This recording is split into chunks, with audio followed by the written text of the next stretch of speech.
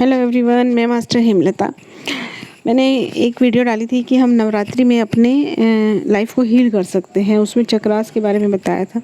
अगर आप ये वीडियो फेसबुक पेज पे देख रहे हैं तो इसी फेसबुक पेज पे वो वीडियो होगी, heal this Navratri heal your life, या इस नवरात्रि अपनी लाइफ को हील करें। तो इस तरह से एक वीडियो होगी, ठीक है। तो आज हम जानते हैं कि ये जो हमने कल की वीडियो में बात की थी कि चक्रास को हील करने से हमारी लाइफ की प्रॉब्लम्स ख़त्म होती हैं, फिज़िकल, मेंटल और वो सब, ठीक है।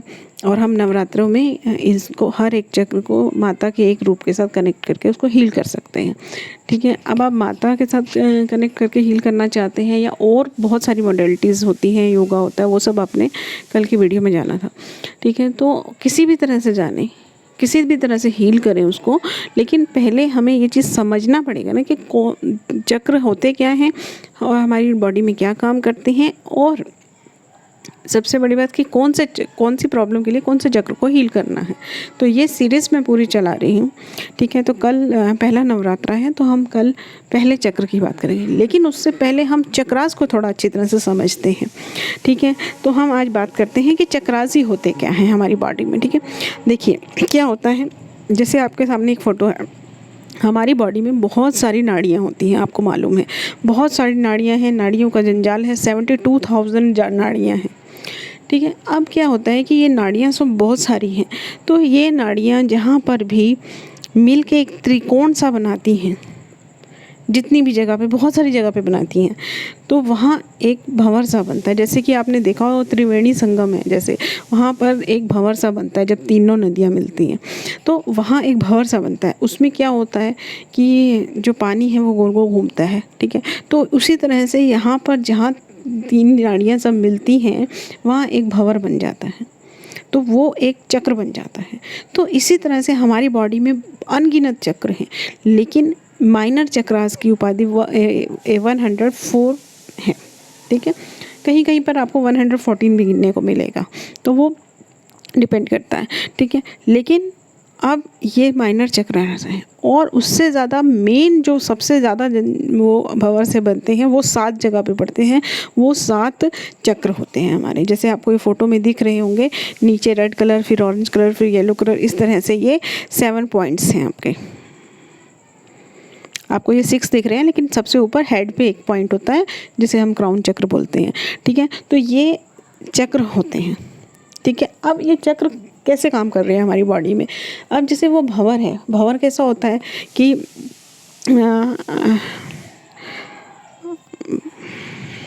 आपको, हाँ, ये भंवर कैसा होता है कि ऊपर से खुला हुआ होता है और नीचे जाके वो तिकोना हो जाता है, ठीक है। इसी तरह से हमारी बॉडी में भी जो फ्रंट पार्ट होता है उसका वो खुला होता है। देखिए ये कैसा पार्ट है, ठीक है। ये देखिए ये यहाँ से खुला पार्ट है, ठीक है, और इधर जाके तिकोन हो रहा है। तो ये इधर भी मुंह होता है इसका और बैक साइड पे भी होता है, तो बैक बोन में जाके वो कोना जो है वो उसका मिल जाता है, ठीक है। तो इस तरह से ये जो चक्र होते हैं ये हमारी बॉडी में भंवर की तरह होते हैं। अब क्या काम करते हैं ये कि जैसे भंवर में पानी घूम रहा है, यहाँ पर एनर्जी घूमती है। अब इस चक्र में जो एनर्जी घूम रही है वो एनर्जी जो ये नाड़ियों से, जिन नाड़ियों से वो चक्र बना है, उन नाड़ियों के थ्रू एनर्जी जो है जाती है रिलेटेड ऑर्गन्स में, ठीक है। उन ऑर्गन्स को वो एनर्जी देती है। अब मान लीजिए जैसे ये रूट सबसे नीचे वाला रेड कलर का चक्र है, जैसे मान लीजिए, ठीक है, इसमें जो एनर्जी घूम रही है वो एनर्जी इससे रिलेटेड सारी नाड़ियों से होती हुई नीचे के लेग्स में जाएगी, लेग्स के पार्ट्स हैं जो उनसे, ठीक है, और थोड़े ऊपर पार्ट्स में जाएगी। वो तो खैर बहुत ज़्यादा डिटेल स्टडी है, उसको इतना ज़्यादा डिटेल आपको करने की ज़रूरत नहीं। जिन्हें हीलर बनना होता है, या हीलर को भी इतना ज़्यादा डिटेल में पढ़ने की ज़रूरत नहीं होती है, लेकिन मतलब ये जब तक हमें कंसेप्ट नहीं पता हो तब तक उसमें विश्वास नहीं आता है, इसलिए ये बताया जा रहा है। क्योंकि डॉक्टर से जब हम दवाई लेने जाते हैं तो उससे नहीं पूछते हैं कि ये दवाई कहाँ जाएगी, कौन सी नस में जाएगी, कैसे जाएगी, क्या होगा, ये नहीं पूछते हम। क्यों? क्योंकि हमें डॉक्टर पे विश्वास है, डॉक्टर को मानते हैं हम कि हाँ ये डॉक्टर है, सब पता है, जो ये बोलेगा वो सही है। लेकिन हीलिंग के मामले में थोड़ा सा अलग है, ठीक है। तो इसलिए मैं ये आपको डिटेल में दे रही हूँ, थोड़ा समझा रही हूँ कि भी किस तरह से काम करता है, ठीक है। अब ये जो है ये एनर्जी उन पार्ट्स में जाती है। अब अगर ये इस तरह से चक्र काम करते हैं। ठीक है, ये अब आपको शायद समझ आ गया होगा। आई थिंक मैंने क्लियर कर दिया है। अब हम बात करते हैं कि ये चक्र की कंडीशंस क्या होती हैं। ये चक्र 3 कंडीशन में होते हैं। एक होते हैं अंडर एक्टिव, एक होते हैं ओवर एक्टिव और एक बार होते हैं बैलेंस्ड। तो बैलेंस है तो ठीक है, और अगर अंडर एक्टिव है, अंडर एक्टिव का मतलब है कि एनर्जी कम है इसमें। अब इस चक्र में एनर्जी कम है तो ये चक्र खुद एनर्जी लेगा या नसों में कब जाएगा? जब पूरा फ्लो होगा ना, नसों में जाएगा, रिलेटेड ऑर्गन में जाएगा, तभी वो ऑर्गन सही होगा। ठीक है, लेकिन पूरा एनर्जी होगा तो। लेकिन अगर अंडर एक्टिव है तो एनर्जी की कमी होगी और फिर उस एनर्जी की कमी से प्रॉब्लम स्टार्ट होगी। शारीरिक हो सकती है, मानसिक हो सकती है।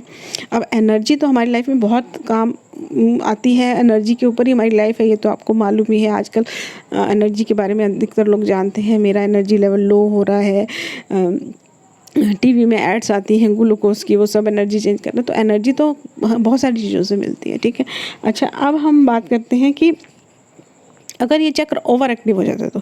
अब देखिए, एनर्जी जो है ओवर एक्टिव होना भी नुकसान है, अंडर एक्टिव होना तो नुकसान है। किसी भी चीज़ की अधिकता भी नुकसान करती है। हम ज़्यादा खा लें तो क्या होगा? नुकसान ही होगा ना।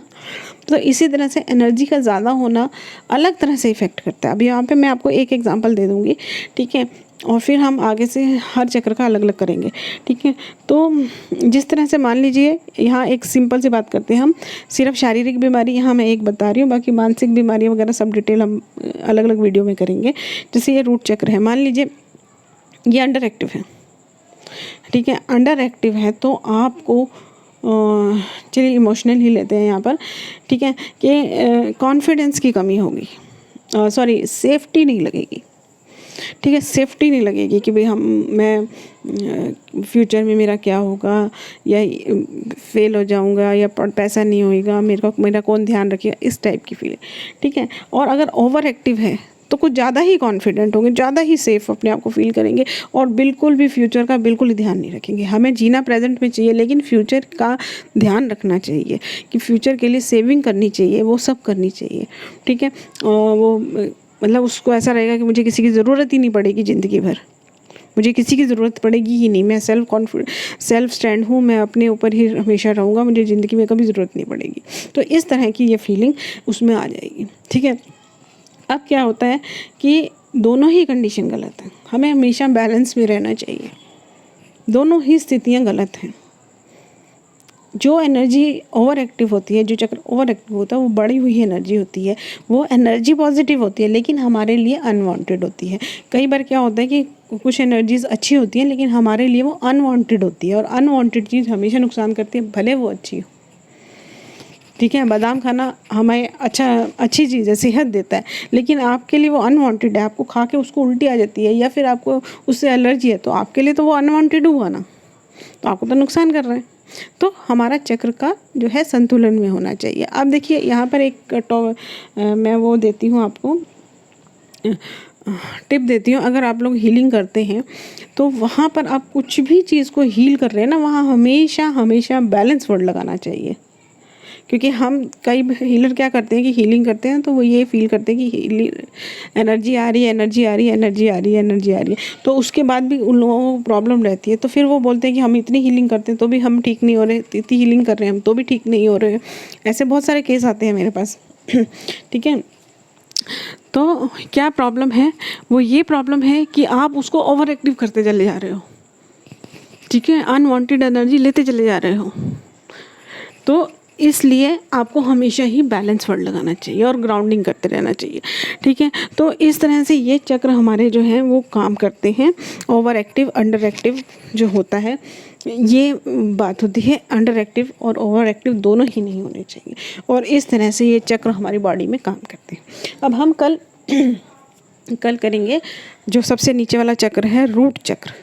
हमारी माता रानी का जो सफ़र है वो यहाँ से स्टार्ट है, रूट चक्र से। ठीक है, तो कल हम इसके बारे में जानेंगे। और मैं अपने अगर आप फेसबुक पेज पे देख रहे हैं इस वीडियो को, तो इसी फेसबुक पेज पे मैं अपनी 9 के 9 दिन के मेडिटेशन शेयर कर दूँगी। आप उसमें वो प्लेलिस्ट होगी पूरी, उसमें से आप देख सकते हैं, बल्कि मैं अपने जितने भी लिंक हैं सारे शेयर कर दूँगी, आप वहाँ से ले सकते हैं।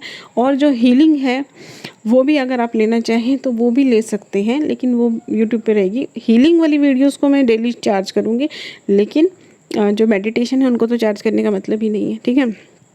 और उसके अलावा जो मेरा एक और चैनल है हीलिंग का, ठीक है, उसमें ना मैं गॉडेस, आज ही मैंने को डिसाइड किया, ये मैंने गॉडेस दुर्गा रेकी का अटूनमेंट फ्री दे रही हूँ वहाँ पे, तो वो भी आप ले सकते हैं अगर लेना चाहें तो, ठीक है।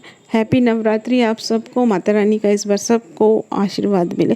हाँ, अब बाकी ये चीज़ें हैं कि अगर आप योगा के थ्रू अपने चक्र को हील करना चाहते हैं तो वो आपको नेट पे और यूट्यूब पे सब मिल जाएगा। फूड से करना चाहें वो भी मिल जाएगा। अगर आप क्रिस्टल्स में बिलीव करते हैं तो क्रिस्टल भी मिल जाएंगे। तो जो चीज़ में आपका को बिलीव है उस चीज़ को आप यूट्यूब पे देख सकते हैं, तो आपको मिल जाएगा। मैं रेकी में, मैं हीलिंग में हूँ, मेडिटेशन में हूँ, तो मैं सिर्फ वही गाइड कर सकती हूँ आपको। मुझे उसके अलावा और किसी चीज़ में बिलीव नहीं आता। तो ये आपका रहेगा। थैंक यू वेरी मच आप सबका। तो हम कल रूट चक्र के बारे में करेंगे, उस रूट का चक्र की वीडियो शेयर करूँगी मैं। और अगर आप ये वीडियो मेरी यूट्यूब पे देख रहे हैं तो डिस्क्रिप्शन में आपको सब मिल जाएगा। तो रूट चक्र के बारे में हम देखेंगे कि अंडर एक्टिव होने से कौन सी बीमारियां होती हैं, ओवर एक्टिव होने से कौन सी बीमारियां होती हैं, और फिर हम माता रानी के साथ कनेक्ट करके कैसे इसको हील कर सकते हैं, ठीक है। तो थैंक यू एवरीवन।